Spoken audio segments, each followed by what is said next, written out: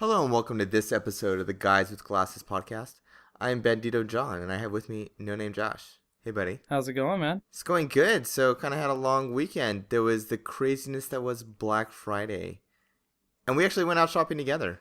It was fun. Yeah, it was. It was pretty freaking hilarious. Oh, Yeah, so why don't you tell our audience what happened on Black Friday? on Black Friday, it was so civilized. It was crazy. We had It was. Thanksgiving dinner together. Me, your wife, and a couple of friends of ours, and Yeah. we were telling him about all the horror stories that we'd been through. And come to find out, it was civilized. Yeah, I didn't see anybody getting their carts robbed or people arguing or pushing or shoving or nothing. It was crazy. Yeah, and actually the lines weren't that bad. I think that was because we went on Thanksgiving evening. And so there was a lot of people that were kind of spending time with families or, still eating and stuff. So, I mean, for us, actually, it wasn't that bad going out shopping. Not like what I've seen, going out at like 5 o'clock in the morning at places. I actually preferred it because we didn't have to wake up and try to go out anywhere. Yeah. So, Well, we planned on waking up and going out somewhere, but yeah, that so turned out not good. We were gonna yeah, we were gonna go to Cabela's, which this big outdoor store, like a crazier, bigger than even Walmart. And you told me that they were giving out for the first 600 people like free stuff. It was like a free random thing, but it was actually like pretty cool, like either a GoPro camera or free gun. Like America, right? Yeah, America. Fuck yeah, America. Free guns. And yeah, so we were interested in waiting in line, but yeah, it opened the doors up at 5 a.m. We were gonna get there at 3 a.m., which is just crazy. And yeah, no way in hell. We had a scout that said that it was already more than Yeah, it was like maximum 5 people allotment. deep around that building. It was ridiculous. I don't know what was going on. That is But crazy. there was a million people there. Oh yeah. Well, yeah, we got up, we were prepared to go, and then we said, yeah, screw that. Oh man. Oh man, but we did go to Best Buy and we did go to Target. So what stuff did you get? I got a brand new not video camera, I guess, a DSLR that will shoot video, and Oh, nice. yeah, it was pretty sweet. I got the last one. Well, I got second to last one. Somebody put theirs back after I got mine, but it was a pretty good deal. I got that 300 millimeter zoom lens with it, and it was only, I think it was what, $450? Yeah, something like that. Yeah, yeah. It was pretty good. Well, you also got the Legend of Zelda special edition 3DS. I know you were very jealous, and I was actually, and I got caught up in the hype because I actually already have a 3DS, and a regular one, and then I got my wife the 3DS XL for the special edition Animal Crossing. So we already have two of them. And then, yeah, this Legend of Zelda one was on sale, and I was like, "Aw, snap." And then this guy, he comes out from the mysterious back carrying like 10 of them. And I was like, "Oh, man, I can't let this go up. I mean, these are going to be gone in 0.5 seconds." So, I grabbed one, you grabbed one, and I was debating about whether to get it and to keep it or not, and I ended up opening it up. I kept it. I know. And once I grabbed one, you were like, I can't not have this. I have to have it. Yeah, it was $150 I know. for the 3DS XL with the game. I'm glad this Target held up its end of the bargain by, saying that in their news ad. Because some of them weren't selling Yeah, them for that apparently it was a price. price mistake. Yeah, yeah. So that was pretty Yeah, cool. I which was psyched. Yeah, that was a good deal. And so, yeah, I ended up opening it up and because I already bought the game. I bought the game on day one, the physical cartridge. So I had no use for the downloadable code. So I actually sold it on eBay, and it sold within a couple minutes. Oh, I yeah. sold it for $25, and then yeah, I'm trying to sell my old 3DS, and I was part of that ambassador program. Are you familiar with that? Yeah, you got like it was when you bought the first gen, right? Or when you pre-ordered it? I can't remember, but Yeah, so basically what happened was with the 3DS, for the people that bought it, it was like $250 when it first came out, and there was no games and nobody was buying 3DSs, so they actually dropped the price of the 3DS after like 6 months, which is way sooner than they normally do price drops. And a lot of the people that, bought it on day one, myself included, were pissed off. We were like, "Oh, what the hell?" And it was a huge drop. It was like a 40% drop in price. And so as an incentive to kind of make up for it, they gave everyone like 20 free games. And they're pretty decent games. They were games from like the old Nintendo, old Game Boy, and like old Game Boy Advance games. Good games like Wario Land, Metroid, Mario, Zelda, and stuff.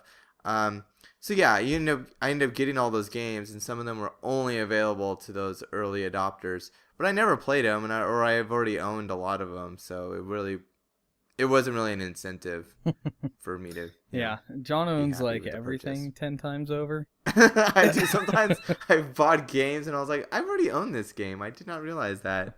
I know he's got like any color Wii U that comes out is like his deal. Oh, I know. We have like 2 of them. But yeah, so I'm trying to sell my 3DS on eBay, so we'll see how that goes. Yeah, but, so people who are listening, you want a 3DS, go buy his. Yes. Please do. Oh man. But yeah, I got caught up, and I'm happy with the XL. The XL's so much better. Yeah. Than the original. Yeah. Well, I mean, Nicole and her boyfriend got some pretty good deals. They got that laptop for what, $180 or something like that. Yeah, that's a crazy good deal too. I mean, it's not the world's best laptop, but you can't beat it for that price. Yeah, and she got the Kindle Fire for $100. So I mean, we did pretty good. Yeah. I also ended up getting a keyboard for my wife. Yeah, that's right. And I got a Harmony remote. I kind of wanted something that can work with the Xbox, work with TVs and stuff. It actually kind of was interesting. It was weird. Like, usually remotes are kind of like dumb devices, but this one's like you plug it into your PC and there's like a walkthrough of how to like set it up and a guide, and I don't know. It was kind of cool. It was like I felt like I was like high tech. I know you're like 10 years behind the time there. I bought mine when I still had the old school Xbox 360, and you're like just getting it with the Xbox One. You're like, yes, that's amazing. Yeah, I'm late to the party. Oh man. But yeah, those are some cool purchases. So are you planning on getting anything on Cyber Monday? Probably not. I have to save like every freaking penny for our trip, but if I see something I just can't pass up, I might. What about you? Yeah, I got my eyes peeled for a sound bar if something pops up. I'm looking for that. But yeah, I mean, beyond that, I don't know. I was thinking about getting like a kind of one of these tablet PCs that come with like a keyboard, like a docking station too. Oh, okay. But I already have a computer and stuff. It's not like I need it. It's just kind of like getting caught up in the hype. I need to tell myself I need a budget. I need to tell myself no. I know you're a gadgets guy. I'm turning into a gadgets guy. am. I've got like 3 tablets laying around now, and it's just ridiculous. Yeah, I do get caught up in gadgets. Yeah, and then sometimes they retain their value. Like iPhones or iPads and stuff. Like those you can resell usually. Yeah, especially the eye stuff. Anything eye, everybody's got to have it. It's ridiculous. Even if it's like, what's really funny about like the iPhones and stuff like that. The older ones go for still quite a bit. But I think it's because people who couldn't afford it when it came out are like, at least now I have an iPhone. Yeah, so they can go buy like a used one. What's crazy is that like I have an iPhone 3GS, which is like over 4 years old. It's like 4.5 years old, something like that. And they've been lying in a drawer for years now. And I looked on eBay today just to kind of see how much they're worth. And it's like they're still selling for like $150. I'm like, this is a piece of shit. It doesn't work. It's slow as hell. But people still want them. Oh, I know. Yeah, it's nuts. I mean, I have a really old phone that's a piece of crap too, so it's like, I just want to get a new one, but I don't want to upgrade my plan because I have unlimited data. I got like grandfathered in, so. Oh yeah. I just have a struggle with, do I really want to buy a $300 phone, or do I just want to keep this piece of crap and carry around my tablet everywhere? So. Yeah, unlimited data is a sweet deal. I've been grandfathered into it too, and I definitely use it. Yeah, I know. I feel the same way. It's just, well, one day I feel like I'm gonna use a lot at some point, and then I'll be screwed because I'll be like, oh, I don't need it. I never use it, and then bam. Oh yeah, like on the bus, like I'll watch like a Netflix 2 gigs show of and shit. stuff.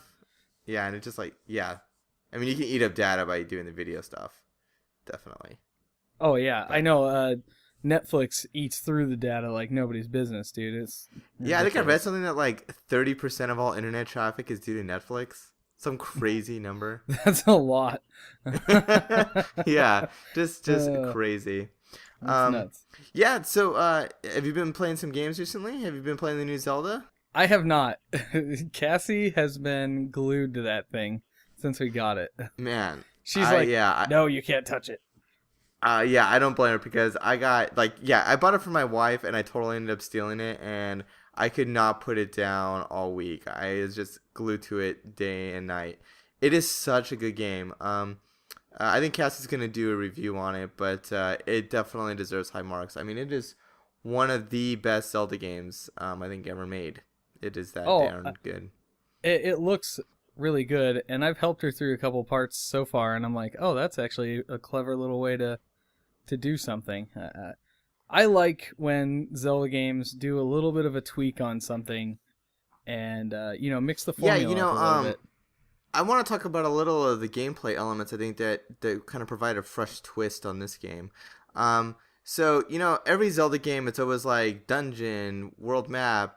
Go do a few side quests if you want to, and then it's like every dungeon, like you get an item. Basically, it's like, Yeah, oh, this yeah, dungeon you unlock the hook shot, and then you use the hook shot for that boss in that level.